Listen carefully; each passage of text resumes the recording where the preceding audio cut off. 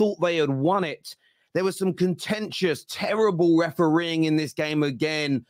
The penalty for Manchester City, consistent shirt pulling from City players on Chelsea not being penalised. The penalty at the end has upset a few City fans as well. And there should have been at least 2 more minutes played at the end when the referee blew the whistle. But it was an enthralling, an exhilarating game to watch. And I think Chelsea Football Club demonstrated today why people like me have been saying what I have been saying now for a little while about them.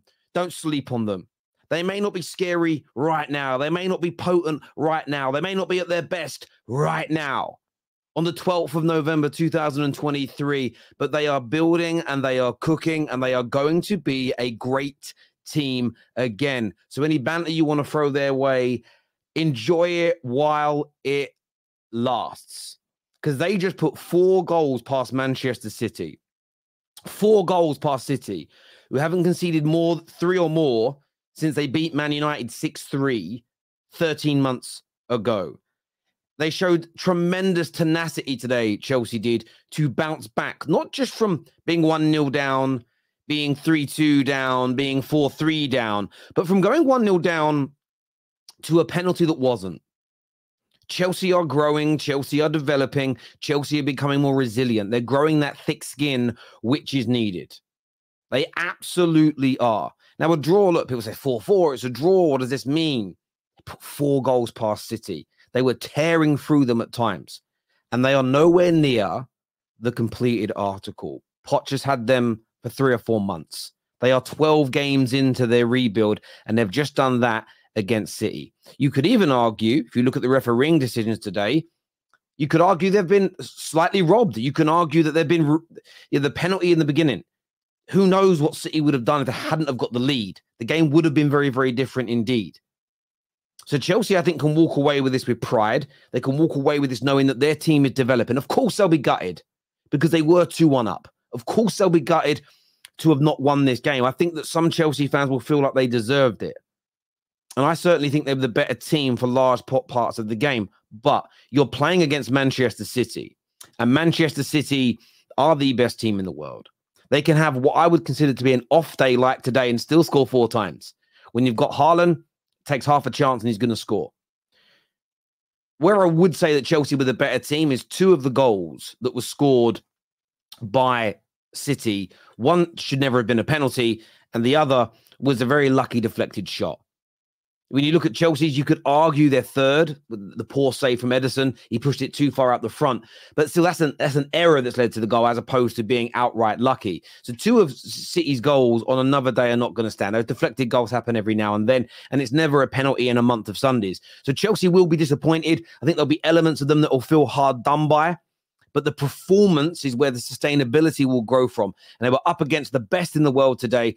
It went 4-4. It's become not just a modern day Premier League classic, but this is a Premier League classic. This is an English football classic, a game, especially for you youngsters that don't remember the 4-3s between Liverpool and Newcastle, all the classic games between Man United and Arsenal in the 90s and early noughties. This is a classic. And in 20, 30 years' time, this game will still be spoken about. It was that good. There's such high quality football, great moments, arguments, fights. The controversy adds to it as well. It was an absolute showing. And as far as the title race is concerned, this is the perfect result. They go clear at the top by a point, see. But Arsenal, Liverpool, Tottenham, even Aston Villa, all there hotly pursuing them on their tails. You've got Chelsea now, who I think are demonstrating performances that soon are going to turn into more wins. This isn't a team that is going to remain in that mid-table area for much longer. I think by the end of the January period, or as we move towards the next international break in March, you will see a team knocking on the door of the top 4. You really, really will. But overall, I thought Chelsea can hold their heads up high. Shout out players for me. First and foremost, Raheem the Dream Sterling. Best performance in a best performance in a Chelsea shirt. And the irony, it comes against his former club, Manchester City. He won the ball back so regularly. He pressed so well. He was aggressive. Obviously scored his goal. He was instrumental in everything good that Chelsea did today. I want to shout out Nicholas Jackson. 6 goals in 11 Premier League games for him. So raw, still a long way to be developed. But in the space of a week, scored a hat-trick against Tottenham and goes and picks up a goal against Man City. And there's still got to be lots of improvements in him, but he deserves a lot of credit for what he did today. There's no doubt. I know he scored that deflected goal towards the end, but I thought both Thiago Silva and Disasi were very, very good indeed at the back. I was very impressed with Reece James. I know he has to come off nursing, getting back into the game, but what a performance from him at right back as well. But the standout Chelsea player for me today was Cole Palmer. Yeah, the penalty. Listen, I've never been someone that's written off penalties. They are goals. I count penalties the same as I count screamers, especially decisive, gilt-edged, nerve-wracking, important penalties like he had to put away. Imagine missing that against your old team, for your parents' support, your family support, your sibling support, your friends' support. You know, and I think that the jury said it right on the commentary. The City boy is the Chelsea man. And it was a moment for him, a coming-of-age moment in many ways, and he stepped up.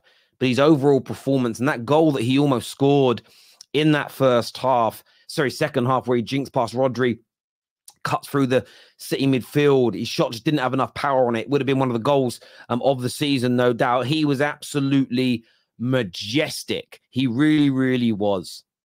He really, really was. I'm going to go to your super chats very soon. I want to get your views and opinions in. I'm also going to shout Gallagher out as well. I'm also going to shout Gallagher out as well. I thought Gallagher put in another really good performance. And I know he's starting to change the opinions of many, many, many, many, many Chelsea fans out there. So I want to know what you think and what you feel. Of course, we're going to talk City on the show as well, but I'm starting off with Chelsea as the home team. So City fans in the comment section, we are coming to you. Please remain relaxed.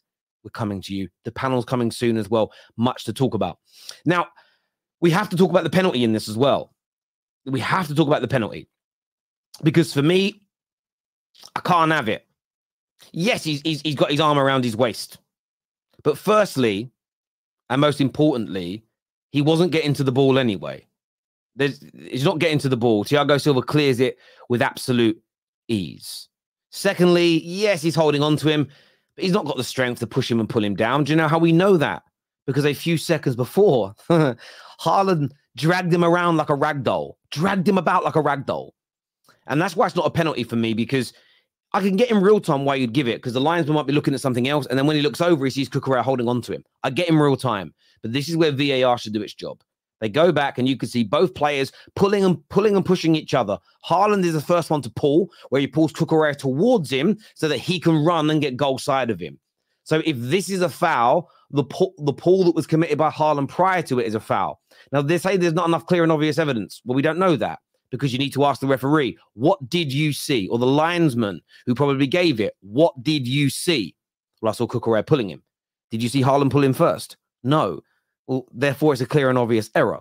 Now, I'm just surmising here because we don't know, because we don't get privy to the information. But for me, never a penalty. Twice yesterday in the Man United game, they showed the replays on the stream I was watching. The same pulls on Maguire, not giving us fouls, not overturned by VAR. There were similar pulls and pushes in the back on multiple Chelsea players today, and nothing given, even in the middle of the park where you normally get them. So for me, it was the second time we've seen in recent weeks Manchester City get an absolutely catastrophically soft penalty, an abomination to the game. Now, I'm going to say it like I said before. I know City fans will cry. This isn't on Man City. I don't think City have done anything wrong. I don't think City are paying referees. It was a weak decision. This is on VAR. It was an absolute shocker. Absolute shocker.